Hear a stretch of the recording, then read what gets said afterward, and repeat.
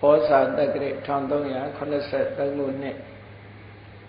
ပြာသူလပိကျော်2ရက်2011ခုနှစ်ဇန်နဝါရီလ10ရက်တနင်္သာရီတိုင်းဒေသကြီးမြိတ်မြို့မအာကစားကွင်း၌အာစိဏကံလူငယ်များနှင့်မြိတ်မြို့သူမြိတ်မြို့သားများစုပေါင်းကျင်းပအပ်သောထေရဝါဒဗုဒ္ဓဓမ္မပူဇာပွဲတွင်ဟောကြားအပ်သောတိရိကေဟဖြစ်အောင်ကျင့်ဆောင်ပါအကြောင်းတရားဒေသနာတော်ဒီကနေ့ညတပါးသဘင်ခန္ဓာကိုရွှေဘုန်းတော်သခင်ရှင်တော်မြတ်ဗျာ၏မဟာကရုဏာဂုဏ်ကိုအာယုံပြုကာတိကျုဖွဲ့ဆိုအပ်သောဝန္ဒနာပနာမအာတိတဂါထာကိုရွတ်ဆိုပူဇော်ခြင်းဖြင့်စတင်ညရအောင်ယောကပကောတိဟိပိယပမေယံကာလံကရွန်တောတိဒုက္ခရာနိခေရံကတောလောကဟိတယာနာထောနမောမကာရုဏိကတတတယောနာထောဝိနိယများစွာတတဝါဤချမ်းသာစီးပွားလူလာတောင်းတဂုံပေါင်းခါသည်ဖြင့်နာထမြညာခြင်းရှင်တော်မြတ်ဖရာသည်ကပ္ပဂောတိဟိပိဂရေကဘာအရေးအတွက်သင်္ချာတို့ဖြင့်တော်လဲအဘမေယံရည်အတွက်တိုင်းတာဖော်ပြခြင်းငါမစွမ်းနိုင်ပါသောကာလံလေးအသင်ချေသိနေကဘာရှိကြသောကာလပတ်လုံးလောကဟိတယတတ္တလောကဤအကျိုးစီးပွားအလောကအတိဒုက္ခရဏိဥ္စာတဲ့ချိန်လက်အင်္ဂါမေတ္တာကြီးမှသမိတာနှင့်တထာဇနီဆွန်င်းကြီးဟုကျတိထဝေငါးသွဲအစုအလုံးခဲရင်တော်မူလို့ကိုကရွန်တော်ဖျားဖြစ်ရန်ဤတန်ကြိုးကုတ်အာထုတော်မူရသည်ဖြစ်၍ခေရန်လက်ချေမျက်လုံးအသက်ဆုံးလည်းရဲ့နှလုံးစိန်ဝံကိုရောဤဗမញ្ញင်းတို့ကတောဘဝတဏ္ဍကျိန်ဖန်များစွာရောက်တော်မူခဲ့ရရှာလေပြီမဟာကရုဏီကတောတတဝါများရင်ဝဲတာကဲ့သို့တနာချစ်ခင်မဟာကရုဏာရှင်ဖြစ်တော်မူသောတတနာတတဝိနည်းများစွာတတဝါဤချမ်းသာစီးပွားလိုလားတောင်းတဂုံပေါင်းခါသည်ဖြင့်နာထအမြညာထိုရှင်တော်မြတ်ဖရာအားနမောယုတိပြောင်းပြော့မှန်ကိုလျော်၍ကရောယုကျိုးရှိခိုးခြင်းသည်အထုဘဝတုစင်စစ်မသွေဖြစ်ပါစေတည်း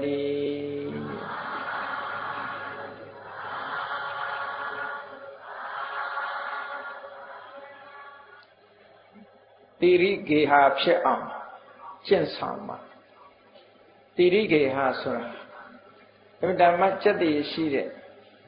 မိသားစုတွေနေထိုင်တဲ့နေအိမ်တိုက်အိမ်ကိုတိရိကေဟလို့ခေါ်ကြတာအဲ့တော့စက်တည်ရှိအောင်ဘယ်လိုကျင့်ဆောင်ကြရမလဲဆိုတာဘုရားမြတ်စွာဟောကြားတော်မူခဲ့တဲ့ဒေသနာတော်တွေထဲမှာရှိမြန်မာလူမျိုးတွေလည်းပဲဒီနာမည်လေးကိုအလှပအနေနဲ့သုံးလေးရှိကြတချို့အိမ်တွေမှာတိရိကေဟနဲ့ရေးထားတယ်တကယ်တိရိကေဟစက်တိမင်္ဂလာနဲ့ပြည့်စုံတဲ့အိမ်ဖြစ်ဖို့ဘာတွေလိုအပ်ဘယ်လိုလုပ်ရမလဲနောက်ကလူဘဝရလာတဲ့အခါမှာနေထိုင်ကျင့်ဆောင်ပုံကိုအကြောင်းပြုပြီးတော့နေတဲ့နေရာနေတဲ့အိမ်ကေဟာနေတဲ့ရပ်ကွက်နေတဲ့မြို့နေတဲ့တိုင်းပြည်ဟာစက်တည်ရှိတဲ့အိမ်ကေဟာစက်တည်ရှိတဲ့ရပ်ကွက်စက်တည်ရှိတဲ့မြို့စက်တည်ရှိတဲ့နိုင်ငံလို့ဆိုတာဖြစ်လာတယ်အဲ့တော့စက်တည်ဆိုတဲ့အဓိပ္ပာယ်လေးကိုရှင်းဥစွာမှတ်သားကြဖို့လိုအပ်တယ်ပါဠိစကားလုံးကတိရိလို့ခေါ်တယ်အတန်ထွက်တဲ့အခါမှာတိရိလို့လည်းအတန်ထွက်တယ်တိရိလို့လည်းအတန်ထွက်တယ်ဒီနှလုံးစလုံးဟာအဓိပ္ပာယ်တော့အမှန်ကန်တယ်တိရိဆိုတဲ့စကားလုံးဟာမြန်မာစကားမဟုတ်ဘူး ပါဠိဘာသာစကားဟိုအိန္ဒိယနိုင်ငံကြတော့တိရိဆိုတဲ့စကားလုံးကိုမြန်မာတွေဖတ်တယ်လို့မဖတ်ဘူးရှရီလို့ဖတ်တယ်ရှရီလို့ဖတ်တာတိရိဆိုတာနဲ့အဓိပ္ပာယ်တူတူပဲလို့မှတ်သားကြအောင်ဘယ်လိုပဲဖတ်တိရိဆိုတာစက်တိမြန်မာလိုစက်တရိစက်တရိနဲ့ပြောကြတယ်လူတွေကလည်းတူတူကြည့်ပြီးတော့စက်တိရှိတယ်စက်တိမရှိဘူးနဲ့ပြောကြသို့တော့လူတွေပြောတာသိလို့ပြောတာလားသို့မဟုတ်လှတာပတာလေးကြည့်ပြီးတော့စက်တိရှိတယ်လို့ပြောတာလားမြတ်စွာဘုရားဆွန်လိုတဲ့စက်တိဆိုတာအတွင်းအနှစ်ကလာတာဖြစ်အပေါ်ယံကြည့်ပြီးတော့ပြောတဲ့စက်တိမျိုးမဟုတ်ဘူးအတွင်းအနှစ်သာရအနေနဲ့ကြည့်တဲ့စက်တိမျိုးဒါကြောင့်မို့တိရိဆိုတဲ့စကားလုံးရဲ့အဓိပ္ပာယ်ကိုရှင်းဥစွာမှတ်ရတိရိဆိုတာဘာခေါ်တာလဲလို့ဆိုရင်ပါဠိစာပေမှာအဘိဓမ္မာကျမ်းကိုဖွင့်ဆိုတဲ့မူလတိကာကျမ်းဆိုတာရှိတယ်မြတ်စွာဘုရားရဲ့ဂုဏ်တော်ကိုတိရိမတော်ဘုံကျက်တည်နဲ့ပြည့်စုံတော်မူသောမြတ်စွာဘုရားလို့ဘုံကံကျက်တည်နဲ့ပြည့်စုံတယ်ဘုရားကိုလည်းပဲတိရိမတိရိမန္တကျက်တည်ရှင်လို့ဒီလိုဖွင့်ဆိုတာရှိတယ်အဲ့တော့ဒီစကားလုံးကတာမန်ပုဂ္ဂိုလ်တွေတင်သုံးတာမဟုတ်ဘူးမြတ်စွာဘုရားအထိအောင်သုံးတဲ့စကားလုံးဖြစ်တော့အဲ့တော့ကျက်တည်ဆိုတဲ့စကားလုံးကိုဘယ်လိုအဓိပ္ပာယ်ဖွင့်ထားတော့ဆိုတိရိတိပညာပုညာနာမေတ္တအဓိဝဆနတိရိဆိုတာအရာခတ်သိမ်းကိုသိနိုင်တဲ့ပညာဉာဏ်နဲ့ကုသိုလ်ကောင်းမှုဆိုလိုတာပါတဲ့ဆိုလိုတာကပညာရှိရင်ကျက်တည်ရှိတယ်ကုသိုလ်ကောင်းမှုရှိရင်ကျက်တည်ရှိတယ်ဒီလိုပြောနော်ဒါအစစ်မှန်ပြောတာလောကလူတွေကတော့အပေါ်ယံလှတာနဲ့ပဲကျက်တည်ရှိတယ်လို့ဒီလိုပြောကြတာမြတ်စွာဘုရားရဲ့ဒီစကလုံးတီထင်ထားတဲ့ပုဂ္ဂိုလ်ရဲ့အနှစ်သာရပိုင်းကိုကြည့်မယ်ဆိုရင်တိရိတိပညာပုညာနာမေတ္တဒီဝဆိုတိရိဆိုတာအသိပညာအတ္တပညာကုသိုလ်ကောင်းမှုအဲ့ဒီနှစ်ခုရဲ့နာမည်လို့ဆိုတဲ့နောက်အဓိပ္ပာယ်တစ်မျိုးဖွင့်လာတော့တိရိဆိုတာဘာကိုအမိပြုပြီးတော့ဒီကျက်တည်းဟာဖြစ်ပေါ်ဒါကပညာနဲ့ကုသိုလ်ကောင်းမှုကိုတိရိလို့ခေါ်တာဟာ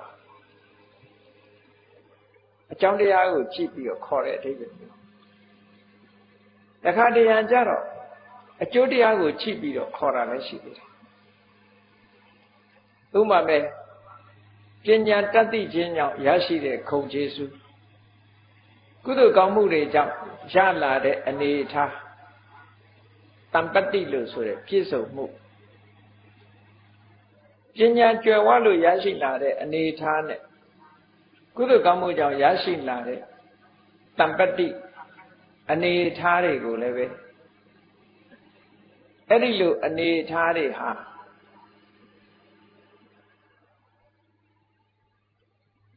တတ္တဝါတွေရဲ့အသုံးပြုเสียအလေးထားเสียဖြစ်သောကြောင့်တိရိလို့ဒီလိုနာမည်ပေးတာလည်းရှိအဲ့တော့ကုသိုလ်ကောင်းမှုလုပ်တဲ့ပုဂ္ဂိုလ်တွေရရှိတဲ့ပြည့်စုံမှုကိုလည်းပဲတိရိလို့ခေါ်တယ်ဒါကြောင့်မို့ကတပုညေဟိတေဝိယတိတိရိလို့ဒီလိုလဲစကားလုံးရဲ့အဓိပ္ပာယ်ကိုဖွင့်ဆိုကြတယ်စကားလုံးရဲ့အဓိပ္ပာယ်ကတော့အမျိုးမျိုးဖွင့်ဆိုလေးရှိကြတယ်တစ်ခါတစ်ခါအဲ့တော့ဆိုလိုတာကတော့တိရိဆိုတာအနှစ်သာရပိုင်းအပြင်ကြည့်မယ်ဆိုရင်ပညာရှိမယ်ကုသိုလ်ရှိမယ်ကုသိုလ်ကောင်းမှုတွေကိုလုပ်တယ်ပညာတတ်မယ်ကျက်တည်ရှိဒီလိုပဲပြောအောင်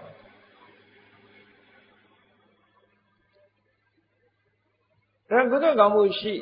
ပညာရှိတော့ဒီကြားထဲမှာအဓိကဒီနှစ်ခုပြောလိုက်တယ်ကုသိုလ်လို့ဆိုလိုက်တဲ့ဖြင့်ဒီကုသိုလ်ဟာကိုချင်းသီလမရှိတဲ့ပုဂ္ဂိုလ်ထံမှာဖြစ်နိုင်တာမဟုတ်ဘူး ဒါကြောင့်မို့ကိုချင်းသီလရှိရင်လည်းကုသိုလ်ရှိ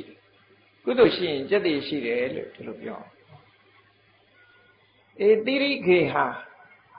จิตတိရှိတဲ့ပုဂ္ဂိုလ်ဖြစ်လာပြီဆိုတော့จิตတိရှိတဲ့ပုဂ္ဂိုလ်တွေနေထိုင်တဲ့အိမ်ဟာသီရိခေဟာစံနမူနာပြောရမယ်ဆိုလို့ရှိရင်တော့ဒီခေတ်ဒီကာလမှာလည်းပဲတချို့သောဘာသာတရားလေးစားတဲ့ဘုရားကိုကြီးညိုကိုးကွယ်တဲ့အိမ်တွေမိသားစုတွေရှိကောင်းရှိနိုင်သို့တော်စာပေကျမ်းဂန်ကပဲထုတ်ပြီးတော့ပြောရမယ်ဆိုလို့ရှိရင်ရသော်ဘုရားလက်ထက်တော်အခါကာလတုန်းကအနာရဘိန်တထေးကြီးရဲ့အိမ်ဟာသီရိခေဟာလို့ပြောจิตတိရှိတဲ့အိမ်ဘာလို့จิตတိရှိတဲ့အိမ်လို့ပြောရတယ်လဲလို့ဆိုလို့ရှိရင်အနာရဘိန်တထေးဟာသူ့အိမ်မှာနေတဲ့ပုဂ္ဂိုလ်တွေအားလုံးအလုသမားကအစအိမ်ရှိလူကုန်ဥပုသ်နေ့တိုင်းဥပုသ်ဆောင်ရနော်ခတ်ချင်းငွေပေးထားပြီးတော့ဥပုသ်နေ့မှာဥပုသ်ဆောင်အားလုံးကိုဥပုသ်ဆောင်ခိုင်းတယ်တရားနာခိုင်းတယ်ကုသိုလ်ကောင်းမှုလုပ်ခိုင်းတယ်အဲ့တော့အိမ်လုံးတညီတီးဖြစ်အောင်မိမိကိုယ်တိုင်ကလည်းကိုချင်းသီလနဲ့ပြည့်စုံတယ်မိမိရဲ့မိသားစုတွေမကဘူးသူ့အိမ်နဲ့ပတ်သက်လာတဲ့ပုဂ္ဂိုလ်တွေအားလုံးကိုချင်းသီလနဲ့ပြည့်စုံအောင်တိုက်တွန်းနှိုးဆော်လေးရှိသူ့မိသားစုတွေမှာသမီးတွေကတော့လိမ္မာတာတွေ့ရမလိမ္မာတဲ့သားတစ်ယောက်ရှိလားမရှိဘူးလားလို့ဆိုရှိတယ်အဲ့ဒီမလိမ္မာတဲ့သားကာလလို့ခေါ်တယ်ဒီကာလကိုလည်းပဲကာလဆိုတဲ့သူ့သားကိုလည်းပဲငွေကြေးတနပေးပြီးတော့ဖះကြောင်သွားခိုင်းတယ်တရားနာခိုင်းတယ်နောက်ဆုံးမှာတရားဓမ္မနာလိုက်ရတော့သူလည်းစိတ်ပြောင်းသွားပြီးတော့တတ္တဗံဖြစ်သွားကာလတော့အနာရဘိန်တထေးကြီးအိမ်ဟာတအိမ်လုံးကိုချင်းသီလနဲ့ပြည့်စုံတယ်ဒါနကောင်းမှုလုပ်ကြတယ်သူ့အတိုင်းအတာလိုက်ဒါနကောင်းမှုလုပ်ကြတယ်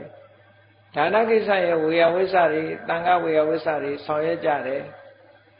ဥပုသ်နေ့တွေဆိုအထုတလီ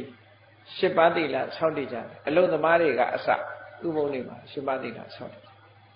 အဲ့တော့အနာရဘိန်တထေးကြီးရဲ့အိမ်ဟာတကယ့်ကိုသီရိခေဟာလို့ပြောကုသိုလ်ကောင်းမှုတွေနဲ့မှန်းထုံထားလို့จิตတိရှိလှုပ်တဲ့နာနဲ့မလှုပ်တဲ့နာခွဲခြားသိတဲ့ပညာရှိလို့လှုပ်တဲ့နာတွေကိုလှုပ်လို့အမှားအယွင်းမရှိတဲ့အိမ်လုံးဟာဂုံကျက်တွေလွှမ်းဖုံးနေတာမို့သီရိခေဟာလို့အဲ့တော့မြိတ်မြို့သူမြိတ်မြို့သားတွေလည်းတစ်မျိုးလုံးမလုံးနိုင်တော့ကိုယ့်အိမ်လေးကိုသီရိခေဟာဖြစ်အောင်လုပ်ဖို့မိသားစုအားလုံးဘာသာတရားနဲ့ပတ်သက်တဲ့အသိပညာရအောင်ကုသိုလ်ကောင်းမှုတွေလုပ်ဖြစ်အောင်ဥပုသ်နေ့တွေသီလဆောင်ဖြစ်အောင်သီလထိန်းဖြစ်အောင်ဒီလိုမိသားစုစည်းရုံးပြီးတော့လှုပ်ဆောင်နိုင်မယ်ဆိုလို့ရှိရင်တော့အိမ်တိုင်းဟာသီရိခေဟာဖြစ်သီရိခေဟာဖြစ်သွားပြီဆိုလို့ရှိရင်ပြဿနာအမှန်တမ်းနည်းစိတ်ချမ်းသာမှုတွေပိုရတခါတရံကြတော့အိမ်တိုင်းဟာသီရိခေဟာဖြစ်တာမဟုတ်ဘူးတချို့မိဘကကိုချင်းသီလနဲ့ပြည့်စုံတယ်သားသမီးကအကျင့်ဆိုးနေတာရှိတယ်တချို့ကြတော့သားသမီးကတော်တယ်မိဘကကိုချင်းတရားပြက်ပြားနေတာလည်းရှိတယ်တအိမ်လုံးတညီတည်းဖြစ်ဖို့ဆိုတာ organization ကောင်းကောင်းလုပ်ဖို့လိုတယ်နော် organize ကောင်းကောင်းလုပ်အဲ့လိုလုပ်နိုင်မှဒီအိမ်ဟာသီရိခေဟာဖြစ်မြတ်စွာဘုရားကိုယ်တိုင်ကိုကအိမ်တောင်ဘက်တွေနဲ့ပတ်သက်ပြီးတော့ဟောထားတဲ့သုတ်တန်တစ်ခုရှိတယ်တံဝါဒသုတ်လို့ခေါ်တယ်အိမ်တောင်ဘက်တွေရဲ့အမျိုးအစားကိုခွဲလိုက်တယ်အမျိုးသားကကိုချင်းသီလရှိတယ်အမျိုးသမီးကကိုချင်းသီလမရှိဘူးအမျိုးသမီးကကိုချင်းသီလရှိတယ်အမျိုးသားကကိုချင်းသီလမရှိဘူးနှစ်ဦးလုံးကိုချင်းတရားမရှိဘူးနှစ်ဦးလုံးကိုချင်းတရားရှိတယ်လို့ အိမ်တော်စု၄မျိုးခွဲခြားပြီးတော့ဟောထားတာရှိအဲ့တော့အကောင်းဆုံးအိမ်တော်စုဆိုတာဘာလဲလို့ဆိုရင်အမျိုးသားကလည်းကိုချင်းသီလရှိတယ်အမျိုးသမီးကလည်းကိုချင်းသီလရှိတယ်ဆိုလို့ရှိရင်တော့ဒါပြီးစုံတဲ့စက်တည်ရှိတဲ့သီရိခေဟာဖြစ်တယ်ပေါ့ဒီထဲမှာသားတွေသမီးတွေကလည်းပဲမိဘကိုခြေရနင်းလာပြီးမိဘခြေရအတိုင်းမိဘရဲ့ဆုံးမမှုအတိုင်းလိုက်နာပြီဆိုလို့ရှိရင်တအိမ်လုံးစက်တည်ရှိတဲ့သီရိခေဟာဖြစ်တာဒါကိုယ်အိမ်လေးတွေကိုစီယုံနှုံးဆော်ပြီးနာနဲ့ပိုင်းမှာဆိုရင်ဘုရားကံတန်ရှင်းပဲဘုရားရေချမ်းတို့ပန်းတို့ဆက်ကလှူဒန်းပဲညဆိုရင်စီမီဆက်ကလှူဒန်းတယ်ဘုရားရှင်မခိုးနဲ့မအိပ်ဘူးဘုရားတန်တရားတန်လေးနဲ့မှအိပ်ကြတယ်ဟောဒီမိသားစုဟာအန္တရာယ်လဲခင်းပြီးတော့ချက်တည်မင်္ဂလာနဲ့ပြည့်စုံတဲ့သီရိကေဟာဖြစ်တယ်အဲ့ဒါလို့ဖြစ်အောင်လုပ်နိုင်လို့ရှိရင်ဒါသီရိကေဟာဖြစ်တယ်လို့ဒီလိုပြောအောင်ဒီနေရာမှာစက်တည်ဆိုတာနဲ့ပတ်သက်ပြီးတော့လောကမှာအယူအဆနှမျိုးဆန့်ကျင်ဘက်နှစ်ခုရှိတာကို950ဇတ်ထဲမှာကာလကဏ္ဍိဇတ်ဆိုတာရှိတယ်။တိရိကာလကဏ္ဍိဇတ်တိရိဆိုတာစက်တည်ကာလကဏ္ဍိဆိုတာစက်တည်ရုပ်တယ်ဒီလိုအဓိပ္ပာယ်ရအဲ့တော့စက်တည်ရှိတာနဲ့စက်တည်ရုပ်တာစက်တည်ရှိတယ်လို့စက်တည်ရုပ်တာလည်းရှိတာအဲ့ဒီဇတ်ကိုဆင်ញင်သုံးသပ်လေးလာပြီးတော့မှတ်သားနာယူပြီးကိုယ့်အိမ်လေးကိုကိုယ်တိရိခေယဖြစ်အောင်မွမ်းမောင်ပြီးကျင့်ဆောင်ရမယ်ဆိုလို့ရှိရင်ဒီဘဝမှာလည်းပဲအစဉ်ပြေလို့စိတ်တော်ကတွေငြိမ်းချမ်းလို့နောက်ဘဝမှာလည်းကောင်းရသုဂတိရောက်လို့အင်မတန်မှနေပျော်တဲ့အနေအထားမျိုးဒိဋ္ဌဓမ္မိကတံပရာယိကလို့ဆိုတဲ့ဒီဘဝမှာရနိုင်တဲ့အကျိုးတရားတွေရရှိလို့နောက်ဘဝမှာရနိုင်တဲ့အကျိုးတရားတွေရရှိလို့တန်တရားကျင့်လဲရအောင်ဒီဘဝကနေနောက်ဘဝနောက်ဘဝကနေနောက်ဘဝချမ်းသာဒုက္ခတွေနဲ့အစဉ်ပြေတဲ့ဘဝမျိုးတန်တရားရဲ့ဝဆင်းရဲဖြစ်တဲ့အိုခြင်းနာခြင်းသိခြင်းကလွဲကျန်တဲ့ဒုက္ခတွေများစွာတက်တာပြီးတော့တန်တရားခရီးကိုဖြတ်သန်းနိုင်တဲ့အနေအထားမျိုးပါတိရိစက်တည်ရှိတဲ့အင်္ဂေဟာဖန်တီးနိုင်သူတွေရဲ့အတွက်ညှော်နှိမ့်ချက်တွေပဲပေါ့ညှော်နှိမ့်နိုင်တဲ့အရာတွေကဲကောင်းပြီ950ဇာတ်ထဲမှာ380နှစ်ဆန်းမြောက်တိရိကာလကဏ္ဍိဇတ်ဆိုရှိတယ်အဲ့ဒီဇတ်ကိုလေ့လာသုံးသပ်ကြည့်အောင်ဒီဇတ်ကပုံဝတ္ထုလေးနဲ့တရံတူပေမဲ့လို့မှတ်သားစရာတွေအမတန်မှကောင်းလက်တွေ့ကျင့်သုံးဖို့အမတန်မှကောင်းမြတ်စွာဘုရားတရားတော်ဆိုတာကြားနာပြီးတဲ့နောက်မှာလက်တွေ့ကျင့်သုံးရဆေးများလို့ပဲနားထောင်ရုံနဲ့မရဘူးဆေးဆိုတာပလင်းနဲ့ထည့်ပြီးခေါင်းရင်းထားရုံနဲ့ယောဂမပြောက်ဘူးလက်တွေ့ကျင့်သုံးအကောင်းထည့်ခေါ်ရတောက်ရဒါကြောင့်မို့လို့ဒီတရားဟာလည်းလက်တွေ့ကျင့်သုံးမှုဆိုတာအရေးကြီးတယ်ဒါမို့တရားနာတဲ့ပုဂ္ဂိုလ်တွေဟာနာတိုင်းမြတ်စွာဘုရားကဆုံးမတယ်ဘာလုပ်ရမလဲနာတဲ့အချိန်မှာနားဆိုင်ပြီးထောင်ရမယ်နားဆိုင်ထောင်ပြီးတော့မှတ်သားရမယ်မှတ်သားထားတဲ့အတိုင်းအဓိပ္ပာယ်ကိုစဉ်းစားဆင်ခြင်ရမယ်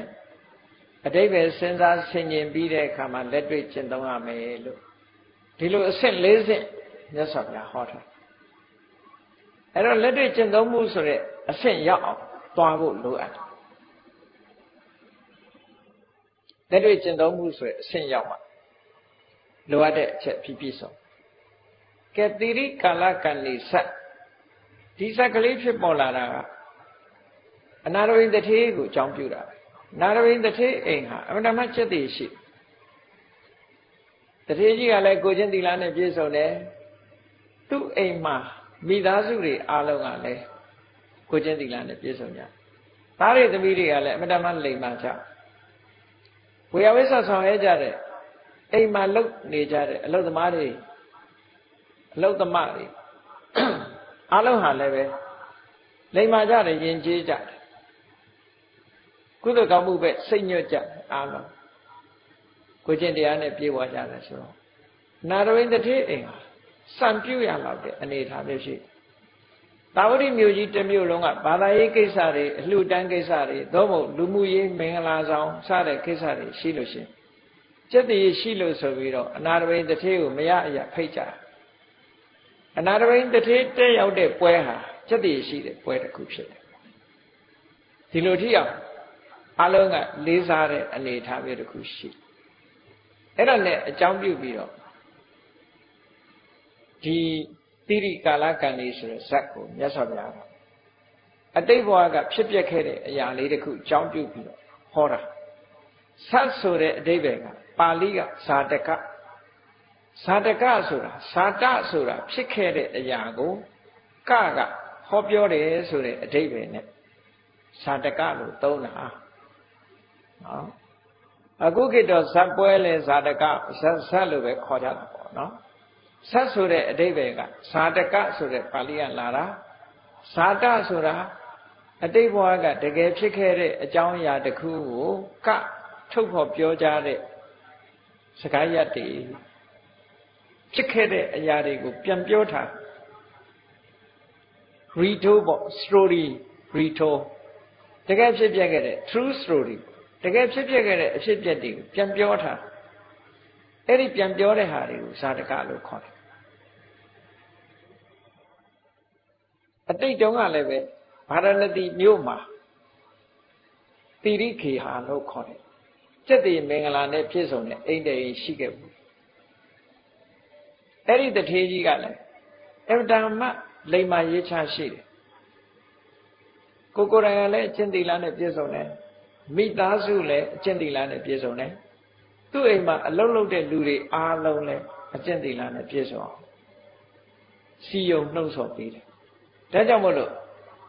အဲ့ဒီတထေးကြီးရဲ့အိမ်ဆိုလို့ရှိရင်အဗ္ဗဓမ္မကျက်တည်ရှိတယ်လို့အများကချီးမွမ်းရတဲ့တထေးကြီးသူ့ကို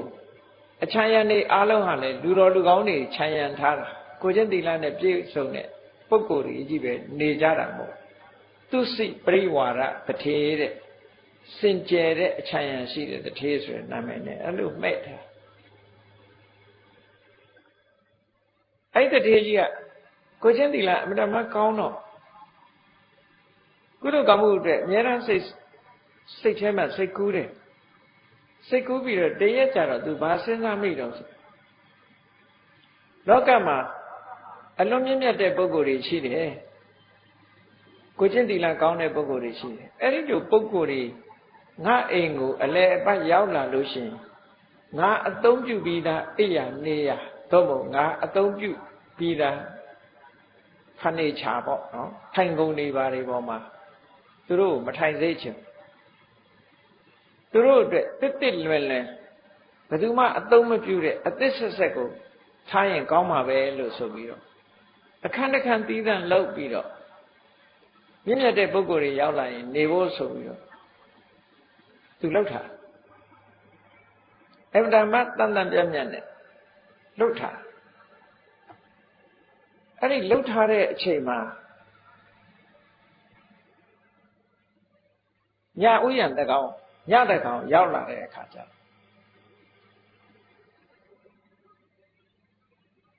အိပ်ပျော်နေတဲ့အချိန်လေးမှာပေါ့နော်အိပ်မောချနေတဲ့အချိန်မှာဖြတ်ခနဲ့နိုးလာဝဋ္ဌာရတွေကလည်းအညိုရောင်နဲ့အသားရောင်ကလည်းပဲအညိုရောင်ကိုရောင်ကိုဝါတွေကလည်းအညိုရောင်မဲမဲနဲ့နဲ့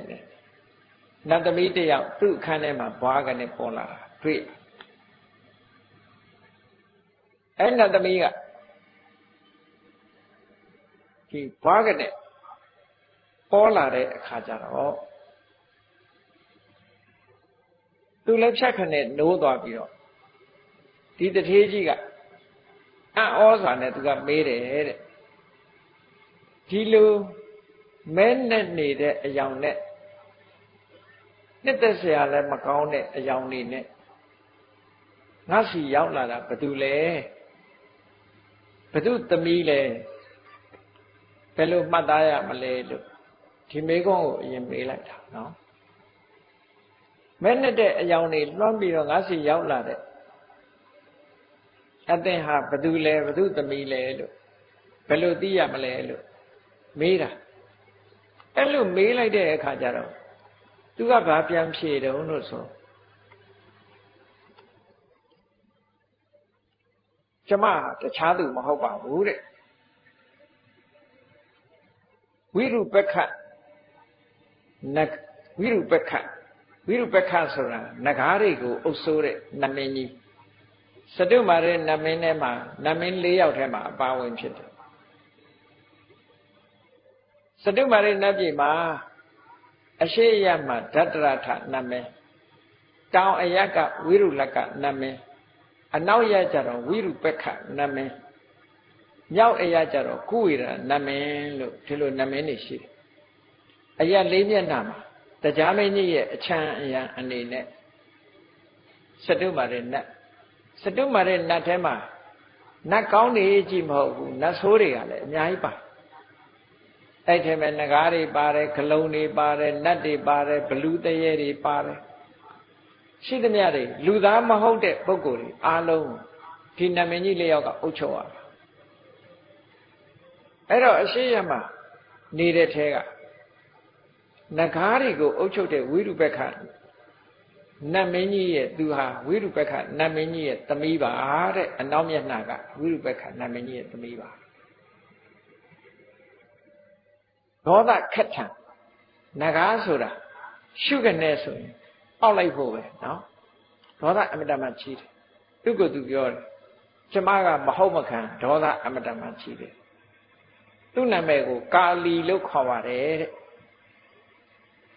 သူအစင်းရောင်အသားရောင်ကလည်းမဲညိုနေအသက်နဲ့ကာလီလို့ခေါ်ပါကျွန်တော်ရောက်လာခြင်းအကြောင်းကတခြားမဟုတ်ဘူးတဲ့ဒီကနေ့တညတည်တံ့ထားတဲ့နေရာလေးတစ်ခုမှသူဝင်ရောက်ပြီးတော့ခဏနေခြင်းလို့အခွင့်လာတောင်းတာပါလို့ဒီစကားပြောတာနော်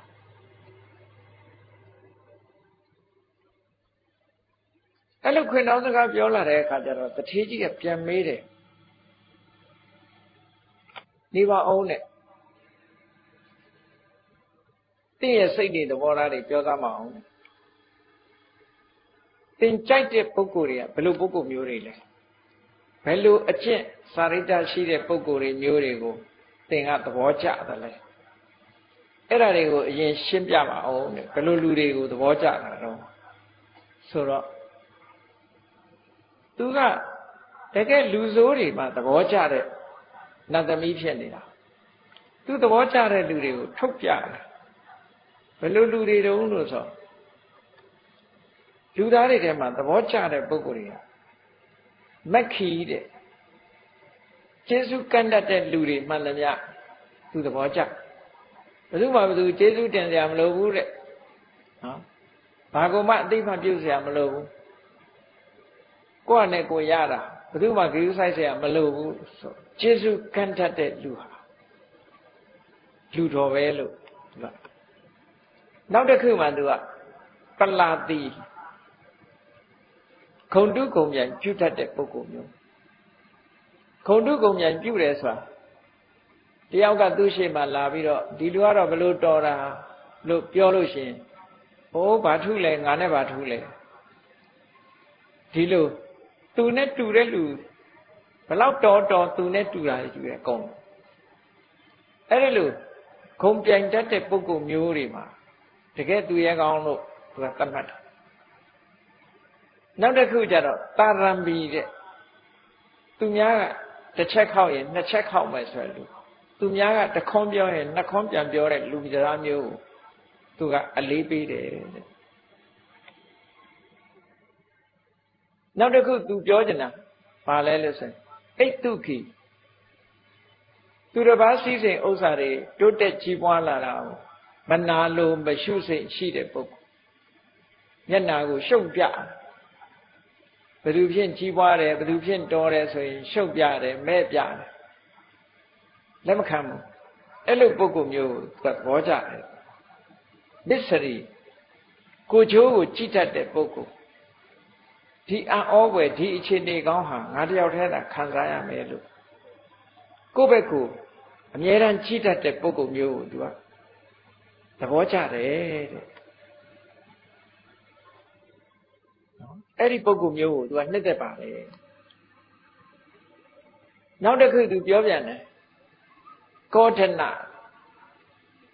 သူသဘောကျတဲ့လူတယောက်ကမဟုတ်မခံမထိဘာနဲ့မှလာမထိနဲ့ထိကနေရှိဆိုရင်အမျက်ဒေါသထွက်တတ်တဲ့ပုဂ္ဂိုလ်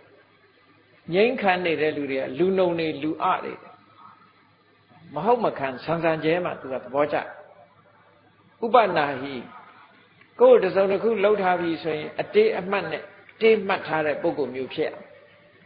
အဲ့လိုပုဂ္ဂိုလ်မျိုးကိုသဘောကျတယ်ရညှို့ဖွဲ့တတ်တယ်ပိတုနောစဝိဘေဒကောတဲ့နေတဲ့လူတယောက်ဝင်ပြီးတော့မတက်အောင်ဂုံချောတယ်နော် back bite လို့ခေါ်တဲ့နောက်ကနေကြိုက်တယ်ဆိုတဲ့သဘောမျိုးဂုံတိုက်တယ်ဂုံသမားကိုသူကသဘောကျလူတယောက်မပူးမောင်းမိအောင်အမြဲတမ်းဂုံချောမယ်စကားပြောလို့ရှိရင်ဆန့်ကျင်ဘက်ပြောပြီးတော့ရိုင်းရိုင်းဆိုင်ဆိုင်ပြောတဲ့လူမှသူကသဘောကျတိမ်တိမ်မွေးမွေးနဲ့ရင်ရင်ကြီးကြီးပြောရင်သဘောမကျဘူးတဲ့နောက်တစ်ခါသူကဗာပြောတော့ဆိုလူဆိုတာပြင်းရမယ်တဲ့အလုပ်တစ်ခုလုံးเสียရှိလာပြီဆိုလို့ရှိရင်တဲ့ခဏလေးလုံးမယ်နေ့ဖန်မှလုံးမယ်လို့နေ့ရွှေ့ရက်ရွှေ့ပြီးတော့နေတဲ့ပုဂ္ဂိုလ်မျိုးဟာအဲ့ဒီပုဂ္ဂိုလ်မျိုးဟာရှောင်ပြီးတော့နေတဲ့ပုဂ္ဂိုလ်မျိုးဒီလိုပုဂ္ဂိုလ်မျိုးကိုသူသဘောကျတယ်သွားပြီးတော့တတိပေးဆုံးမဩဝါဒပေးလို့ရှိရင်ကက်ကက်လန်ရံပြန်တွေ့တတ်တဲ့ပုဂ္ဂိုလ်မျိုးသူကသဘောကျတယ်တဲ့မာနကြီးပြီးတော့အရာခတ်သိမ်းမှာလောဘအလွန်ကြီးတဲ့ပုဂ္ဂိုလ်မျိုးမိတ်ဆွေတွေအားလုံးကနေပြီးတော့စွန့်ခွာရလောက်အောင်မုန်းတီးမှုဖြစ်ရလောက်အောင်ဖြစ်တဲ့ပုဂ္ဂိုလ်မျိုးအဲ့ဒီပုဂ္ဂိုလ်မျိုးကိုသာလေသူ့စိတ်ထဲမှာနှစ်မြို့ပါတယ်ကဲကြည့်လိုက်ဒီနန္ဒမီးကသူကိုယ်တိုင်ကလည်းပဲအသားကမဲမဲနဲ့နဲ့ဝတ်လာတဲ့အဝတ်တွေကလည်းအနဲ့ရောင်နော်အယောင်ကလည်းမဲမောင်းနေတယ်သူ့ရဲ့စိတ်နေစိတ်ထားတွေကလည်းဖြူစင်တာတခုမှမရှိဘူးသူအားပေးတဲ့ပုဂ္ဂိုလ်တွေကိုလည်းကြည့်လိုက်ကျေစုကမ်းတဲ့ပုဂ္ဂိုလ်တွေဂုံပြိုင်တဲ့ပုဂ္ဂိုလ်တွေတစ်ချက်ခေါက်ရင်နှစ်ချက်ခေါက်မယ်ဆိုတဲ့လူတွေနော်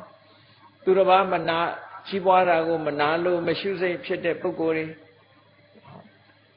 ကိုယ့်ရဲ့အခွင့်အရေးကိုသူများရမှာမရအောင်ပိတ်ဆို့တတ်တဲ့ပုဂ္ဂိုလ်တွေရသမျှစီစဉ်ဥစ္စာတွေဖြည့်ဆည်းပြစ်တတ်တဲ့သုံးဖြုံပြစ်တတ်တဲ့ပုဂ္ဂိုလ်တွေ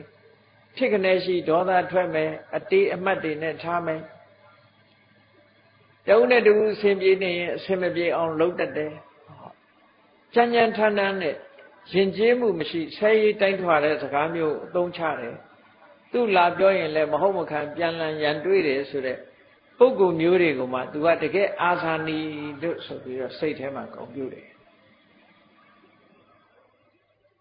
ဒီပုဂ္ဂိုလ်တွေကတကယ်ကြည့်လိုက်မယ်ဆိုလို့ရှိရင်ဒီအကျင့်တွေဟာကောင်းတဲ့အကျင့်တွေမဟုတ်ဘူးလောကလူတွေထဲမှာဒီလိုအကျင့်မျိုးရှိတဲ့ပုဂ္ဂိုလ်တွေကလူတော်လူကောင်းလို့မသတ်မှတ်လူတော်လူကောင်းလို့မသတ်မှတ်တဲ့လူဆိုးလို့သတ်မှတ်တဲ့ပုဂ္ဂိုလ်တွေကိုသူကသဘောကျတယ်လို့ဒီလိုပြောတဲ့အခါကျတော့တထေးကြီးကသူ့ကိုဗာပြန်ပြောတော့ဆိုကာလီမင်းဒီနေရာကထွက်သွားလိုက်ငါလက်မခံနိုင်ဘူးငါအိမ်ကိုမင်းလက်မခံနိုင်ဒီအိမ်ကနေထွက်သွားလိုက်တခြားနေရာကိုသွားတခြားမြို့ရာတွေသွားငါမင်းကိုမလိုချင်ဘူးလို့တထေးကြီးကပဲပြက်ပြက်ပဲပြောလိုက်အဲ့လိုပြောလိုက်တော့သူကပြန်ငေါ့သွားသေးတယ်နော်ကျမလည်းသိပါတယ်တဲ့ဒါရှင်မကြိုက်ဘူးဆိုတာကျမလည်းသိတယ်တဲ့လောကမှာကြက်တည်ရုပ်တဲ့ပုဂ္ဂိုလ်တွေအများကြီးရှိပါတယ်အဲ့ကြက်တည်ရုပ်တဲ့ပုဂ္ဂိုလ်တွေထဲမှာလည်းတထေးတွေအများကြီးရှိတယ်ဒီလိုဆိုလိုတာနော်လောကမှာကြက်တည်ရုပ်မကောင်းတာလုပ်ပြီးတော့တထေးတွေအများကြီးရှိပါတယ်တဲ့ကျမနဲ့ကျမမောင်ဒေဝါတို့သူ့မောင်ကဒေဝလို့ဆိုတာရှိသေးတယ် ကျမနဲ့ကျမမောင်ဒေဝတို့နှစ်ယောက်သားသွားပြီးတော့အဲ့ဒီလိုလူဆိုးတထေးတွေနဲ့သွားပေါင်းပြမယ်ဆိုပြီးတော့ဆောင်းအောင်ပြီးတော့ထွက်သွားတယ်ဒါကတိရိကာလကနေဇတ်မှာပါတဲ့ဇလံလေးတစ်ခုမြန်မာလိုပြန်ပြီးတော့ပြောပြတယ်နော်သူပြန်ထွက်သွားလို့မကြခင်နောက်ထပ်ရင်ရင်ကြေးကြေးတိမ်တိမ်မွေ့မွေ့နတ်သမီးချောချောနော်ရောက်ရှိလာပြန်တယ်ခန်းတယ်အဲ့လိုရောက်လာတဲ့အခါသူကတော့အမှန်တမ်းသိမ်မွေ့တယ်ခုနကမတူလက်အုပ်ကလေးချီးပြီးတော့ယူကျိုးတဲ့ဂါရဝပြုတ်ပြီးတော့ရောက်လာအဲ့လိုဂါရဝပြုတ်ပြီးရောက်လာတော့မေးတယ်ခုနလိုပဲမင်းဘယ်သူလဲဘာလို့လာတာလဲဘာကိစ္စလဲလို့မေးတော့သူကဖြေတယ်ကျမဟာတဲ့တတရထနတ်မင်းကြီးရဲ့သမီးပါတတရထနတ်မင်းဆိုတာခန္ဓဗ္ဗနတ်တွေရဲ့အခြေအမှုခန္ဓဗ္ဗနတ်ဆိုတာအခုခေတ်ဆိုရင်တော့အနုပညာတွေလို့ပြောမှာပေါ့စောင်းသမားတို့အဆိုတို့အကတို့အဲ့ဒါတွေလှုပ်တဲ့နတ်တွေခန္ဓဗ္ဗနတ်လို့ခေါ်တယ်ပင်စတိခတို့ဆိုတာခန္ဓဗ္ဗနတ်တွေအဲ့တော့သူကယဉ်ကျေးတယ်တိမ်မွေးတယ်ခန္ဓဗ္ဗနတ်မင်းကြီးရဲ့သမီးဖြစ်ပါတယ်တဲ့သူ့ကိုတိရီလို့ခေါ်ပါတယ်တဲ့လက်ခီလို့လည်းသိကြပါတယ်ခုခေတ်ကလန်းနာမယ်တွေနဲ့ပြောမယ်ဆိုရင်ရှရီတို့လက်ချမီတို့ဖြစ်နေတယ်နော်ဒီဇလံနောက်တစ်ခါဘူရိပညာကြီးမားတဲ့ပညာရှိသူလို့နတ်ပြည်မှာသူ့ကိုသိကြပါကျမလာရခြင်းအကြောင်းကတခြားမဟုတ်ဘူးတဲ့သီးသန့်ထမ်းတဲ့အခန်းလေးမှာတညတာနားနေဖို့အတွက်လာတာပါဆိုတော့တတိယကြီးကခုနလိုပဲမေးခွန်းနေမေးတယ်ကဲဒီမှာနေခြင်းနဲ့ဆိုရင်မင်းရဲ့ကိုချင်းတီလာစိတ်နေသဘောထားတွေကိုပြောပြပါတဲ့သူကပြောပြသူနှစ်သက်တဲ့လူမျိုးဟာဘယ်လိုလူမျိုးလဲလို့ဆိုတာသူကနှင်းပြသူနှစ်သက်တဲ့လူမျိုးဟာအလုတ်ကြိုးစားတဲ့လူမျိုးဖြစ်ပါတယ်တဲ့အခုအေးနေသေးလို့အခုပူးနေသေးလို့ခြေနေကိုက်နေသေးလို့နော်သမင်းစားသေးလို့ဆိုတဲ့စင်ကြီးတွေမပါဘဲနဲ့နေရောညရောလှုပ်တင်တာဆိုရင်လှုပ်တင်တဲ့အချိန်လှုပ်တင်တာကိုဆွဲကောင်းကောင်းနဲ့လှုပ်တဲ့လူမျိုးကိုကျမညနိုးတယ်အဲ့လိုပုံကိုမျိုးကိုဂုဏ်ပြုတယ်ဟုတ်တယ်တခါတရံလူတွေကလေတော်တော်အံ့ဩစရာကောင်းတယ်ရှင်းတော့ဆရာတော်ကြီးတရားဟောတပါးတရားဟောတဲ့ထဲမှာကြားလိုက်ဖို့တယ်လူတယောက်ရဲ့အကြောင်းတောရတရားမှာအလူကြီးပေးနေတာအလူကြီးပေးနေတော့အဲ့ဒီလူကမောကြီးပန်းကြီးနဲ့ရောက်လာပြီး तू ဖိတ်လို့လာတာမဟုတ်ဘူးအလောက်မှလဲလူတွေကလောက်ကင်နေကြတာ तू ကဘာပြောတော့ဆိုကျွန်တော်ဗျာတဲ့ဒီအလူကြီးနဲ့တွေ့တော့ဝမ်းသာလိုက်တာဒီအလူမှာဝေယဝိဆတွေလှုပ်เสียတွေကျွန်တော်ဝိုင်းလှုပ်ချင်တာဒါပေမဲ့ထမင်းကစားနေတာမစားဘူးထမင်းစားလို့ကျွန်တော်မလှုပ်နိုင်အနှုတ်ဆိုကျွန်တော်ဝိုင်းလှုပ်ပါတယ်ဆိုဟာဒီလူကတော့စေတနာရှိတယ်နဲ့တူတယ်ကဲလာထမင်းကျွေးလိုက်ထမင်းအဝစားပြီးတဲ့အခါကျတော့ဘာပြောပြန်တော့ဆိုကျွန်တော်ဗျာအခုဘိုင်လေးနေလို့နှုတ်ဆိုလှုပ်ပါတယ်အဲ့တော့သူကမလှုပ်တာရှိပဲလေထမင်းစားတော့ကတော့လဲစားလို့မလုပ်တာထမင်းဝသွားပြန်တော့လဲဘိုင်လေးလို့တဲ့ဒီလိုဆင်ကြီးရှာတာကိုအဲ့ဒါလိုလူမျိုးမဟုတ်ရဘူးတဲ့နော်ပူရာအေးရာတွေကူးမဆိုင်ဘူးထမင်းစားတာရေစားတာရေငတ်တာတွေကိုကူးမဆိုင်ဘူးဒါတွေအားလုံးကိုကူးမဆိုင်ပဲနဲ့နေရောညပါလှုပ်တဲ့လှုပ်ထိုက်တဲ့ကိစ္စကိုကြိုးစားအားထုတ်တဲ့လူမျိုးကိုကျွန်မတန်ဖိုးထားတယ်ဒါသူပြောတဲ့စကားတစ်ခုနောက်တစ်ခုသူ့စိတ်ထဲမှာအဲ့ဒါလိုလှုပ်တဲ့အချိန်ကိုလှုပ်လို့ကိုကျိုးစီးပွားတွေတိုးတက်လာတယ်အဲ့ဒီလိုတိုးတက်လာတဲ့ပုဂ္ဂိုလ်မျိုးကိုသူကညနိုးတယ်တဲ့နောက်တစ်ခုသူညနိုးတဲ့လူတယောက်ရဲ့အရည်ချင်းပါလဲလို့ဆိုအကောဒနာ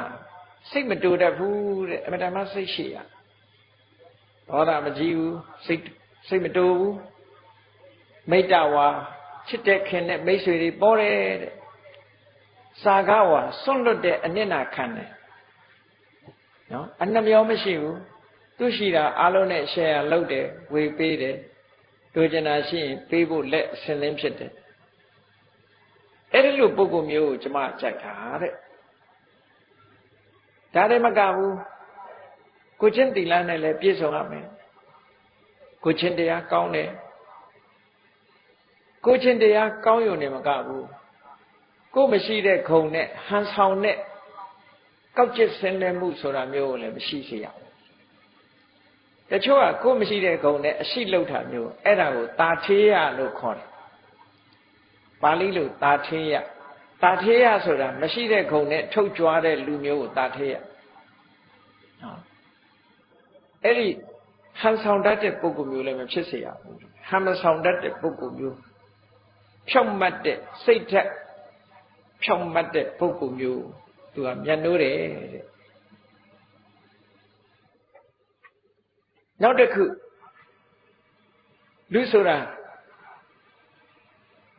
အများကိုအကူအညီပေးတတ်တဲ့သူဖြစ်ရချီးမြှောက်တတ်တယ်လို့ခေါ်တယ်ဘာရှိမနေတတ်ဘူးဒါနပေးတတ်တယ်ပေယဝိသယဉ်ကျေးလိမ္မာတဲ့စကားကိုပြောတယ်အထစရိယာအလုတ်ကိစ္စရှိရင်ဝင်လုပ်တယ်တမနာတတာဘယ်သူကိုပဲဖြစ်ဖြစ်ဓာန်တုဆက်ဆံတယ်ဆိုတဲ့သင်္ဃဝတ္ထုတရား၄ပါးနဲ့ကိုယ်နဲ့ကိုယ်ပတ်ဝန်းကျင်ပေါ်မှာတလေးတစားလုပ်တဲ့လူမျိုးဟာကျမအကြိုက်ဆုံးပဲတခိလမိတ်ဆွေချင်းပေါင်းတင်ဆက်ဆံပြီးတော့မိတ်ဆွေရဲ့စိတ်ဓာတ်ထားနိုင်တဲ့ပုဂ္ဂိုလ်မျိုးတဏ္ဏဝါစဘယ်တော့စကားပြောမောက်မာတဲ့ရိုင်းဆိုင်တဲ့စကားမျိုးကိုမပြောဘူးတိမ်မွေးနူးညံ့တဲ့စကားကိုပြောတယ်အဲ့ဒီလိုပုဂ္ဂိုလ်မျိုးမှတန်ဖိုးထားပါတယ်မဟာတပတ္တောပိနိဝတ္တဩတိတဲ့သူဟာယာရုကြီးလာတဲ့အခါပဲဖြစ်ဖြစ်ပစ္စည်းဥစ္စာတွေချမ်းသာကြွယ်ဝလာလို့ဆင့်မြင့်လာတဲ့အခါပဲဖြစ်ဖြစ်ဘယ်အခါပဲဖြစ်ဖြစ်သူဟာမမာနတက်မသွားဘူးဟုတ်တယ်တချို့ကြတော့ယာရုလေးမြင့်လိုက်တာနဲ့ခြံတဲ့လူတွေမခေါ်နိုင်မပြောနိုင်အဖက်မလုံးနိုင်ဖြစ်သွားပစ္စည်းလေးချမ်းသာလာလို့ရှိရင်လည်းခြံတဲ့လူတွေကိုအဖက်မလုံးနိုင်မပြောနိုင်မဆိုနိုင်နေဖြစ်လာတတ်တယ်အဲ့ဒါမျိုးမဖြစ်ရဘူးတဲ့နိဝါဒဟုတ်တိလိမ်ငိမ့်တယ်လို့ငိမ့်နေရပြောင်းလဲမှုမဖြစ်စေရဘူးလေငိမ့်နေလို့ရှိရင်ငြိမ်သက်မှုရှိတယ်အဲ့ဒါမျိုးလို့လူရဲ့စိတ်အနေထားငြိမ်သက်မှုရှိရအဲ့ဒီလိုပုဂ္ဂိုလ်မျိုးမှသူကသဘောကျတယ်အဲ့ဒီလိုပုဂ္ဂိုလ်မျိုးဟာအမှန်တမ်းချီးမွမ်းเสียဂုဏ်တွေဟာပင်လေထဲမှာလှိုင်းလုံးကြီးတွေတက်လာတယ်လို့ပဲသူ့ရဲ့ဂုဏ်ဘုတ်တွေအမှန်တမ်းချီးမွမ်းเสียတွေအမှန်တမ်းများတယ်ဒါကြောင့်မို့အဲ့လိုပုဂ္ဂိုလ်မျိုးကိုပဲချီးကျူးလို့မဆုံးပါဘူးတဲ့နောက်သူကဗာပြောတော့ဆို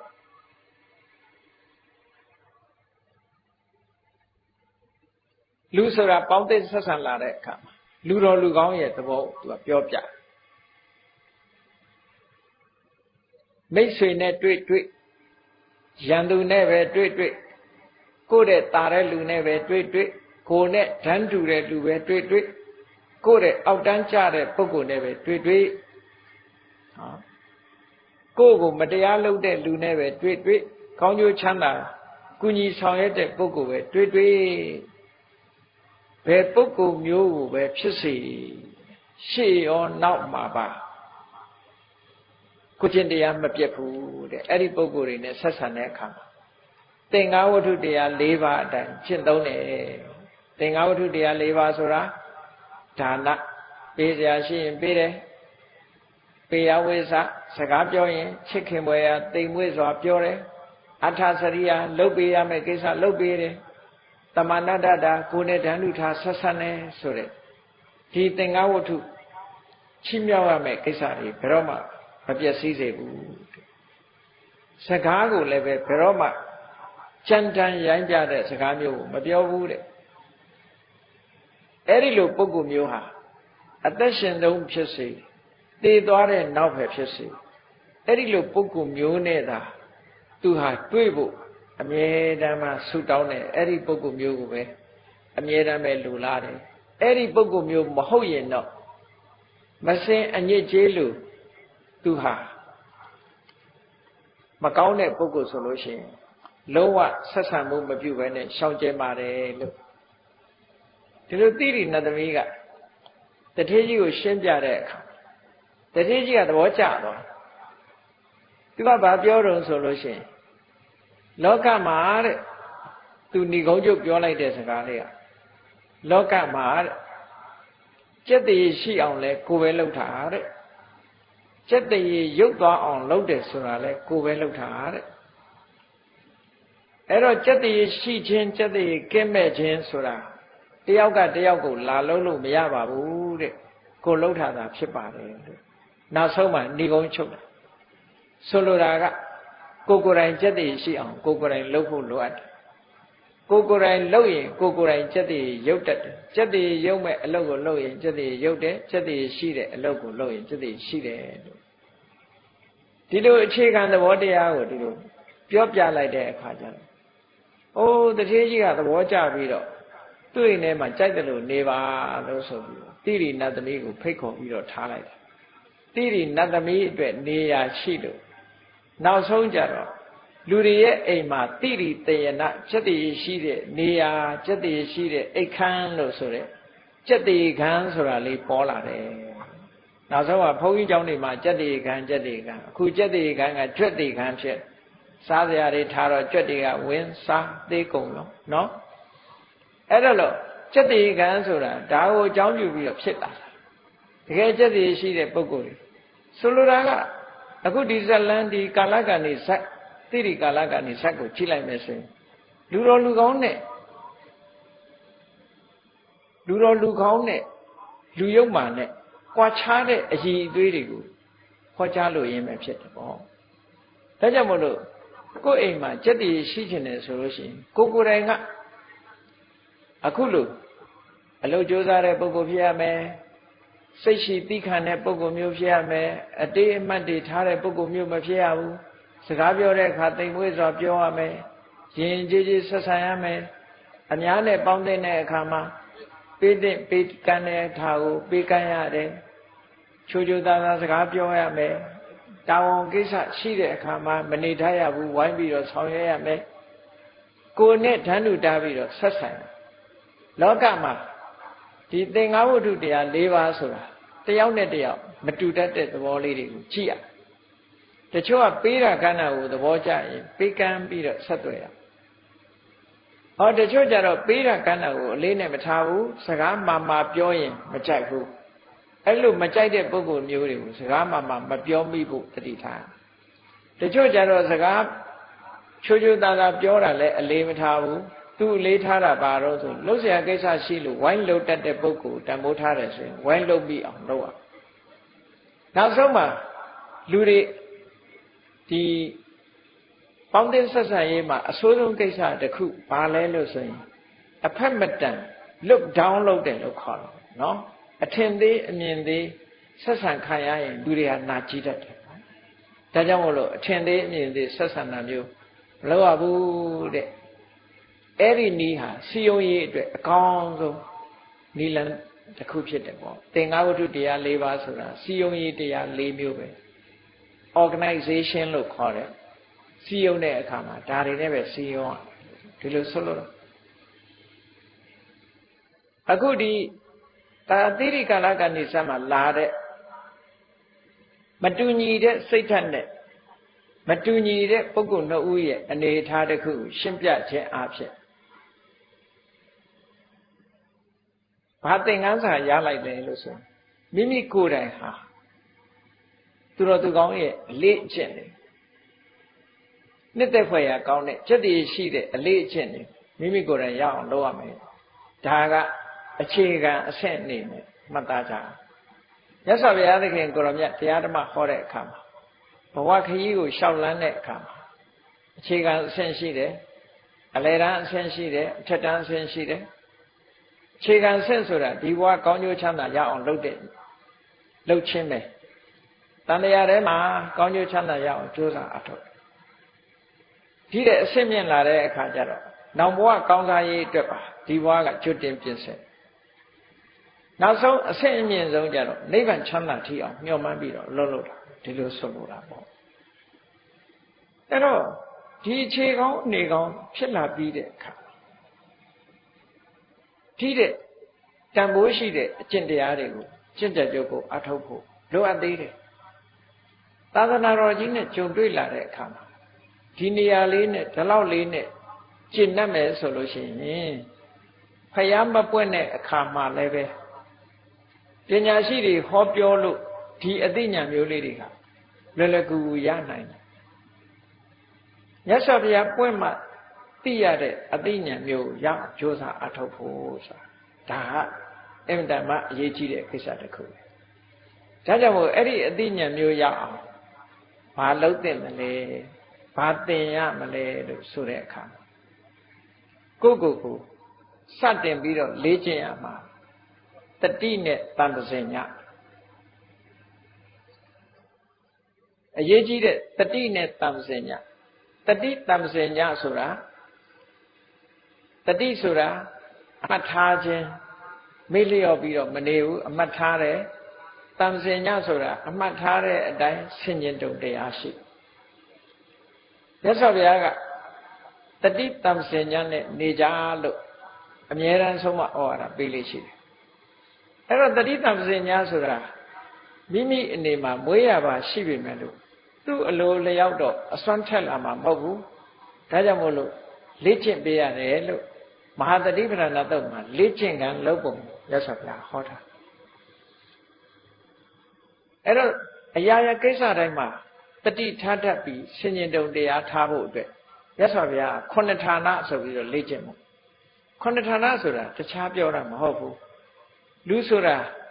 ရှေ့ရွှေ့တာရှိတယ်နောက်ဆုတ်တာရှိတယ်အဲ့ဒီရှေ့ရွှေ့ခြင်းနောက်ဆုတ်ခြင်းလို့ဆိုတဲ့လူရဲ့အမူအရာလေးပေါ်မှာလည်းပဲတတိတံစင်ညာထားရမယ်တတိထားပြီးလောက်ရမယ်တတိထားပြီးတော့လေ့ကျင့်ရနောက်တစ်ခုလူဆိုတာမျက်လုံးပါတော့ကြည့်တယ်ကြည့်တဲ့အခါတိုင်းမှာလည်းပဲတတိတံစင်ညာရှိရလက်ကွေးလက်ဆန့်ခြေကွေးခြေဆန့်လှုပ်တဲ့အခါမှာလည်းပဲတတိနဲ့ကွေးတတိနဲ့ဆန့်လှုပ်ရမယ်ဒီလိုဆိုနောက်တစ်ခါအဝတ်အစားပြင်ဆင်ဝတ်တဲ့အခါပကံခွက်ရောက်ကင်တဲ့အခါမှာလည်းပဲတတိနဲ့ကင်တတိနဲ့လှုပ်ရမယ်နောက်တစ်ခါစားတဲ့တောက်တဲ့အခါမှာလည်းပဲတတိနဲ့စားတတိနဲ့တောက်ဒါတွေကတမန်အပြင်တော့လူတွေကတို့မှဒါတွေအကုန်တတိရှိနေတာပဲလို့အောင်းမိတယ်မဟုတ်ဘူးနော်တေးသေးချာချာကိုယ့်အကိုလှုပ်ကြည့်လေ့ကျင့်ကြည့်ကိုယ်ကတတိရှိနေတယ်လူကတော့ထမင်းစားတာဒါပဲတွေးကြံတွေးနော်လူကထိုင်နေတာစိတ်ကတွေးကြံတွေးလူကအိတ်နေတယ်စိတ်ကတွေးကြံတွေးစိတ်နဲ့လူနဲ့ကပ်နေတာတိတ်မရှိဒါမှမဟုတ်ကိုထိုင်နေတာကိုထိုင်နေပါလားလို့သိတဲ့လူဘယ်နှယောက်ရှိကိုနှာခေါင်းကထွက်လေဝင်လေတွေထွက်နေတာ24နာရီလုံးကိုသိရလားငါနှာခေါင်းကလူထွက်နေပါလားတတိမထားမိတာတွေအများကြီးပဲနော်အဲ့တော့ဒီဟာတွေကိုတတိထားတတ်လာအောင်မြတ်စွာဘုရားလေ့ကျင့်ခိုင်းတာနောက်ဆုံးမှာစားတောက်ပြီးလို့တွိုင်းလက်ထဲဝင်တဲ့အခါမှာလည်းပဲတတိထားစကားပြောပြီးတိတ်တိတ်နေပြီဆိုတဲ့အခါမှာလည်းတတိနဲ့ထားဆိုလိုတဲ့တတိတံစင်ညာဟောဒီခုနှစ်ဌာနမှာလေ့လာခိုင်းအဲ့တော့လေးလာခိုင်းတဲ့အခါကျတော့ဘာဖြစ်လာတော့ဆိုဘဝနဲ့ပတ်သက်လာပြီးတော့အဖြေထုတ်နိုင်လာရဘယ်လိုအဖြေထုတ်ရဘဝနဲ့ပတ်သက်လာတဲ့အခါစဉ်းစားကြည့်ဘဝဆိုတာအကောင်းမရှိဘူးလားအဆိုးကြီးပဲလားဒီဘဝကလွတ်မြောက်တဲ့လမ်းရောရှိရလားဆိုတာကိုဘုန်းကြီးတို့တွေစဉ်းစားဖို့မြတ်စွာဘုရားဟောတာဘာနဲ့စဉ်းစားတာတော့ဆိုအတ္တာဓ enjoyment ကျင့်တ်เสียကောင်းတာအာဒီနဝအပြစ်အနာစာမကျင့်တ်เสียနော် unsatisfactoriness or danger အနေရနောက်တစ်ခုကပါလဲလို့ဆိုရင်နေတရဏ exit ထွက်ပေါက်ဘယ်ကိစ္စပဲရှိရှိဒီသုံးခုနဲ့ဆင်ញင်သုံးသပ်ကြည့်ရမယ်ကဲဘုန်းကြီးတို့တွေဘဝရထား ကိုဘဝလေးပဲကိုဆင်ញင်တုံတရားလေးနဲ့သုံးသပ်ကြည့်လိုက်တို့ရထားတဲ့ဘဝဟာရှင်းနှက်เสียရောရှိလားဆိုတဲ့အခါကျတော့ဘဝမှာရှင်းနှက်เสียမရှိဘူးမဟုတ်ရှိလို့လူတွေကဘဝမှာပြောနေကြတာလေဒါဖြင့်ဘဝနဲ့ပတ်သက်လို့ရှင်းနှက်เสียလေးကဘာတော့ဆိုရင်ဘဝမှာဘဝကိုအကြောင်းပြုပြီးတော့ဝမ်းသာရတယ်ချမ်းသာရတယ်ဒုက္ခဒေါမနတာဘဝကိုအမိပြုပြီးတော့ချမ်းသာမှုတွေရတယ်ဝမ်းသာမှုတွေရတယ်ဒါကရှင်းနှက်เสียအချက်ဒါဖြင့်ဘဝမှာမရှင်းနှက်เสียတဲ့အပြည့်အနာစာရောမရှိဘူးလားလို့ဆိုရှိတယ်အဲ့ဒီမကျေနပ်เสียအပြည့်အနာစာကဘာလဲလို့ဆိုတဲ့အခါမှာဒီဘဝကြီးကတည်မြဲနေတာဟုတ်ကလားကိုဖြစ်ချင်တဲ့အတိုင်းဖြစ်နေတာရောဟုတ်ကလားမဟုတ်ဘူးနော်ဒီဘဝကြီးဟာအနိစ္စဖြစ်ပြီးတော့ပြတ်နေတယ်ဝိပရိနာမဓမ္မပြောင်းလဲနေတယ်ဒုက္ခကျေနပ်เสียမကောင်းဘူးကိုထင်တာတွေတခုမှမဟုတ်ဘူးဆိုတဲ့ဒီအနေထားကြီးကဘဝတိုင်းမှာရှိနေတယ်အဲ့ဒါဟာအာဒိနဝပဲအပြစ်အနာစာအဲ့ဒီအပြစ်ကိုမြင်အောင်ရှုခိုင်းတာမြတ်စွာဘုရားရှင်းနှက်เสียလေးကြီးကြည့်မနေနဲ့အာဒိနဝလို့ဆိုတဲ့ဒီအပိုင်းကိုကြည့်တဲ့အခါကျတော့မှဘဝကလွတ်ချင်တဲ့စိတ်ပေါက်တန်လျာဝတ်ကလွတ်ချင်လာဘဝဆိုတာတူတူပဲမြတ်စွာဘုရားကဟောတယ်ဘဝဆိုတာဘလောက်တူတဲ့ဘဝဖြစ်ဖြစ်မချီးမွမ်းမှုတဲ့ဘုရားပေးတဲ့ဥပမာအလွန်ရှင်းတယ်လူတွေရဲ့မစင်အညစ်အကြေးဟာနည်းနည်းလေးနဲ့နန္နာပဲတဲ့များမှနန္နာမဟုတ်ဘူးတဲ့ဘဝဆိုတာလည်းဘလောက်တူမကောင်းဘူးတဲ့ဘာဖြစ်လို့မကောင်းဘူးဆိုတာပြောတော့ဆိုအခုရှုထောင့်ကနေကြည့်တာနော်ဘဝဟာမတည်ငြိမ်ဘူးဆင်းရဲဒုက္ခတွေများတယ်ပြောင်းလဲတတ်တယ်ဒါကြောင့်မို့လို့ဒီဘဝကြီးဟာရှင်းတတ်เสียမကောင်းဘူးအဲ့တော့ရှင်းတတ်เสียမကောင်းဘူးလို့မြင်တာတမန်အမြင်မျိုးတဲ့ထက်တန်တဲ့ဝိပဿနာဉာဏ်အမြင်နဲ့မြင်လိုက်ပြီဆိုလို့ရှိရင်ဒါနိဗ္ဗာန်လမ်းကြောင်းပေါ်ရောက်သွားတယ်လေဝိပဿနာဉာဏ်အမြင်နဲ့မြင်အောင်မြတ်စွာဘုရားကြည့်ခိုင်းဘဝရဲ့အပြည့်အနာစာဘဝဆိုတာခန္ဓာ၅ပါးရဲ့ဖြစ်ပေါ်လာမှုခန္ဓာ၅ပါးဟာဘယ်ခန္ဓာပဲဖြစ်ဖြစ်လူတွေကထင်တယ်ခန္ဓာ၅ပါးဟာသူကိုယ်တိုင်ကလည်းသိတတ်တယ်သူများကိုလည်းတတ်တတ်တတ်တယ်ဆိုတာဘာလို့ဆိုလို့ရှိရင်ခန္ဓာ၅ပါးတွေကတဘာကပျက်စီးသွားရင်ကျန်တဲ့ခန္ဓာတွေပါယူသွားတယ်သူကပျက်စီးပြစ်တယ်ဒါကြောင့်မို့ဝတ္တကံရူပံဝတ္တကဝေဒနာလို့ဒီလိုသုံးတာခန္ဓာ၅ပါးဟာတဘာကပျက်စီးလို့ရှိရင်ကျန်တာတွေကိုပါတတ်ပြစ်တတ်တယ်သူကဒီလိုဆိုလို့တာသူမှပဲလူတယောက်ဟာယောဂဖြစ်တာနှလုံးမှာဖြစ်တယ်နှလုံးရသွားသိတာပဲလေကျန်တာတွေကအကောင်းပဲပါသွားတာဒီလိုဆိုလို့တာပေါ့နော်တခုကနေကျန်တာတွေအကုန်တတ်သွားဒီလိုပြောတာကျန်တာတွေကောင်းတယ်အသေးမကောင်းတတ်သွားတာကျန်တာတွေကောင်းတယ်အဆုပ်ဒီမကောင်းဘူးတတ်သွားကြောက်ကမကောင်းဘူးတတ်သွားတယ်ကျန်တဲ့ဟာတွေပါပျက်စီးသွားစေတယ်ဒါကြောင့်မို့လို့လူတွေရဲ့တဏ္ဍာမှာရှိတဲ့ရုပ်တရားတွေနံတရားတွေဆိုတာလူသားသမားလို့မြတ်စွာဘုရားဟောတယ်အဲ့ဒီအပြစ်နာစာတွေကိုရှုမြင်သုံးသပ်နိုင်တာကိုဝိပဿနာဉာဏ်လို့ခေါ်တယ်ချင်းကျုပ်ပြောရမယ်ဆိုရင်ဝိပဿနာဆိုတာထူးခြားတဲ့အမြင်တစ်ခုရှုမြင်သုံးသပ်မှုတစ်ခုထူးခြားတယ်ဆိုတာဘယ်လိုထူးခြားတာတာမန်ခါတိုင်းမြင်တာမြဲတယ်လို့သာဝရလို့ထင်တယ်မမြဲဘူးလို့မြင်လာဘဝကြီးကချမ်းသာတယ်လို့ထင်လာတယ်ချမ်းသာမဟုတ်ဘူးဒုက္ခလို့မြင်လာတယ်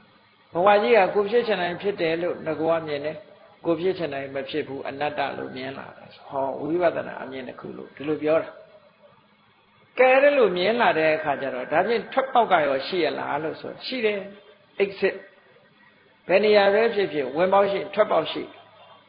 အဲ့ဒီထွက်ပေါက်ကဘာလဲလို့ဆိုရင်ဘဝကြီးကလွတ်မြောက်လို့ရှိရင်ဘဝပေါ်မှာတွေ့တားနေတဲ့တဏှာရာဂကိုဖယ်ရှားခြင်းဟာသူ့ရဲ့ထွက်ပေါက်ပဲတခြားထွက်ပေါက်ရှာစရာမလိုဘဝကိုလိုချင်စိတ်ရှိနေသေးရင်လိုချင်နေအောင်ပါတွေ့တားနေသေးလို့ရှိရင်ရနေအောင်ပါပဲအဲ့ဒီတွေ့တာမှုဆိုတဲ့တဏှာကိုဖယ်ရှားပြစ်ခြင်းသည်ဘဝရဲ့ထွက်ပေါက်ပါဘဝကထွက်တယ်ဒါကြောင့်မလို့ဘဝကိုဆင်ញင်သုံးသပ်တတ်ဖို့တတိတံပဇင်ညာကိုကိုယ်တဏ္ဍာမှာလေ့ကျင့်ပြီးတော့တို့ရထားတဲ့ဘဝဟာခြေတတ်เสียကောင်းတဲ့အပိုင်းကလေးလည်းရှိတယ်မခြေတတ်เสียကောင်းတဲ့အပိုင်းတွေရှိတယ်နောက်ဆုံးမှာဒီဘဝကလွတ်ချင်လွတ်ထွက်ပေါက်ဆိုတာလည်းရှိတယ်ဆိုတဲ့ ဒီအချက်၃ချက်ကြီးကိုရှင်းရှင်းလင်းလင်းပြတ်ပြတ်သားသားကြီးမြင်ပြီးတော့တို့တွေထွက်ပေါက်ကထွက်မှသာလဲဘဝကလွတ်မြောက်မှာဖြစ်တယ်ထွက်ပေါက်ဆိုဒီမှာဘဝကိုလိုချင်တဲ့တဏှာကိုဖယ်ရှားခြင်းသာဖြစ်တယ်လိုချင်နေသည်ပြန်ရနေအောင်မှာပြန်ရနေရင်ဒီဆင်းရဲဒုက္ခတွေပြန်တွေ့နေအောင်မှာပဲလို့ကိုစီသဘောကျပြီးတော့ဘုရားမြတ်စွာဟောကြားတော်မူခဲ့တဲ့တရားဓမ္မအတိုင်းဘဝကိုဆင်ញင်သုံးသပ်ပြီးတိရိကေဟာဆိုတဲ့စက်တည်ရှိတဲ့အိမ်လေးမှာစိတ်ချမ်းသာကိုချမ်းသာနဲ့ဘဝကထွက်မြောက်နိုင်အောင်နော်ဘဝရဲ့ထွက်မြောက်ကြောင်းကျင့်တရားတို့ကျင့်ကြံကြိုးကုပ်အားထုတ်တော်မူနိုင်ကြပါစေကုန်သတည်း